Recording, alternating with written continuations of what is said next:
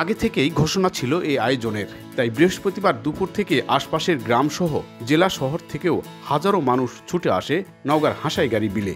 বর্ষায় পানিতে টয়টুম্বুর থাকা হাসাইগাড়ি বিলকে স্থানীয়ভাবে মিনি কক্সবাজার বলা হয়। প্রতিদিন এই বিলের সৌন্দর্য উপভোগে অগণিত মানুষের ঢল নামে।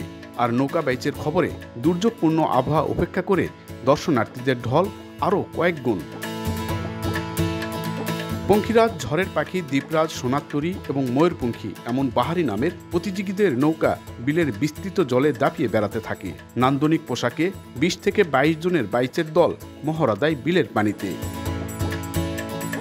14টি প্রতিযোগী নৌকার পাশাপাশি আরও অন্তত 20টির বেশি নৌকা দর্শকদের মাতিয়ে তুলতে তাদের কসরত ও নৈপুণ্য তুলে ধরে। আর নৌকা বাইচ ঘিরে অতিথি আনা নেওয়ার পার্বণে উৎসব আমেজে মুখর হয়ে ওঠে বিল পার।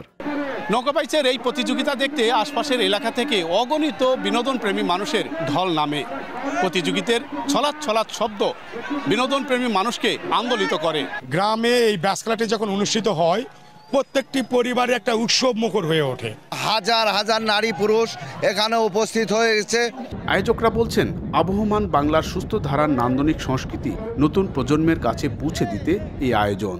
প্রতিযোগিতাকে দর্শকেরা খুব সুন্দরভাবে মেনে নিয়েছেন এবং তারা আনন্দমুখর পরিবেশে এখানে নৌকা বাইচ প্রতিযোগিতা দেখার জন্য এসেছেন। নৌকা বাইচের কৌশল ও নৈপুণ্য লড়াই শেষে হাসাইগাড়ি ও কুজাগাড়ি বাইচের দলকে যৌথভাবে বিজয়ী ঘোষণা করে আয়োজক কমিটি।